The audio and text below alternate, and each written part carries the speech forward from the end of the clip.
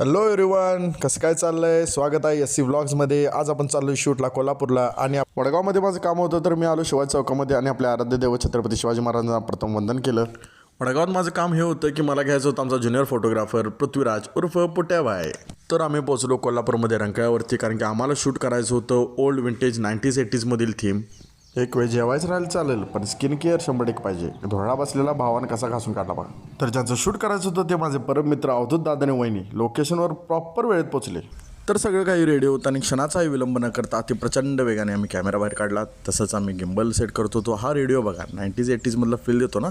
तर सगळं काही रेडी होतं. थीमचा आपला पहिला सीन आपण शूट करणार होतो. वहिनींना मी सांगत होतो काय करायचं, तर अवधूतदा इम्पॉर्टंट पर्स चेक करत होते आणि वहिनीची रिॲक्शन म्हणजे काय, ओ अनाईकडे माझे पर्स. थोड्या चेष्टा मस्कीनंतर आपण केला कॅमेरा सेट, परत केला शूटचा श्री गणेशा. आपण पहिला वहिनीचा वॉकिंग सीन कंप्लीट केला, नंतर सेम ॲज इट इज अवधूतांचा वॉकिंग सीन कंप्लीट केला आणि डंपरवाला मला घासून गेला बघा.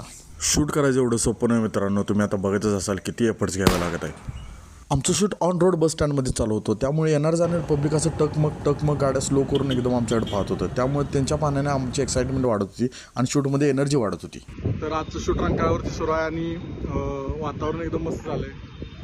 जो क्लायमेट आपल्याला शूटला पाहिजे होता तो एक्झॅक्ट आहे आणि कपल पण आपलं एकदम फ्रेंडली आहे आणि मस्त रिस्पॉन्स देत आहेत. प्रत्येक सीनला एकदम छान रिस्पॉन्स येतोय. तोपर्यंत झाला सीन, अवधूतदांना दिसला पाण्यात साप आणि अवधूतदा म्हणाले, अरे त्याला पावाय ना, त्याला वर काढूया काय रे.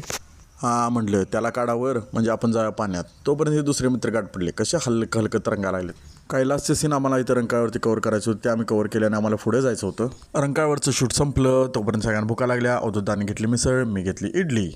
तर आमची स्वारी झाली रवाना भवानी मंडपकडे. कोल्हापुरात मनसोक्त फिरायचं असलं तर 2 व्हीलरच पाहिजे बरं का भावानं.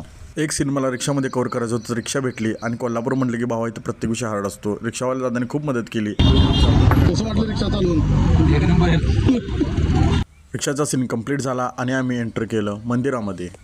आत गेल्यानंतर मंदिराची घंटा वाजली आणि आमचं मन खूप प्रसन्न झालं. तर आम्ही आतमध्ये का आलो हे तुम्हाला समजलं असेल. इथे जे हारांचे स्टॉल आहेत तिथे आम्हाला हा सीन कव्हर करायचा होता. तर आता भवानी मंडपमध्ये आम्ही शूट केलेला आहे. किरकोळ शॉर्ट्स होते बऱ्यापैकी, ते आपल्याला आतमध्येच मिळणार होते. ते शॉर्ट्स आपण कव्हर केलेत. आता आपण नेक्स्ट जातोय पंचगंगा घाटावरती. आता तिथे काय मिळते बघा, तर तिथे पण आपल्याला चांगले शॉर्ट्स मिळणार. तर ओव्हरऑल एक्सपिरियन्स दुपार झालेली. तर अवधूतदांना मी विचारलं कसं वाटतंय शूट करून, तर अवधूतदांची रिॲक्शन बघा.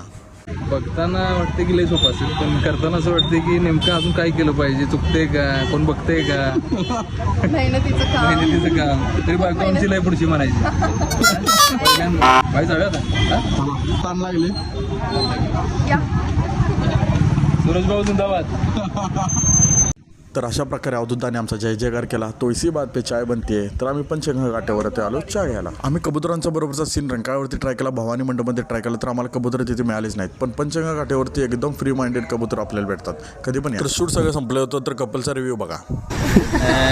जोपर्यंत सूरज दादाचं जे विजन पूर्ण होत नाही तोपर्यंत शूट चालू राहतो आणि सकाळी आमच्यामुळे 1 तास लेट झाला, पण शेवट चांगला झाला. आता किती वाजले? 2:30 वाजले. सकाळी 8ला चालू केलेलं आपण, बरोबर ना सूरजदा? बरोबर. पण शेवट चांगलं झालेलं आहे, बरोबर ना? तुम्हाला कसं वाटलं वहिनी? मला पण खूप छान वाटलं आणि जे तुम्हाला मध्ये रॅन्डम शॉट्स सुचत होते ते पण खूप छान खूप होते. चांगले होते, खूप छान वाटलं. तर फायनली आपण जी थीम डिसाईड केली होती ती खूपच चांगल्या प्रकारे शूट झालेली आहे. कपलला पण आवडलेली आहे आणि लवकरच आपल्याला रिझल्ट हा बघायला मिळेल. तोपर्यंत लाईक करा, शेअर करा, फॉलो करायला विसरू नका. थँक्यू.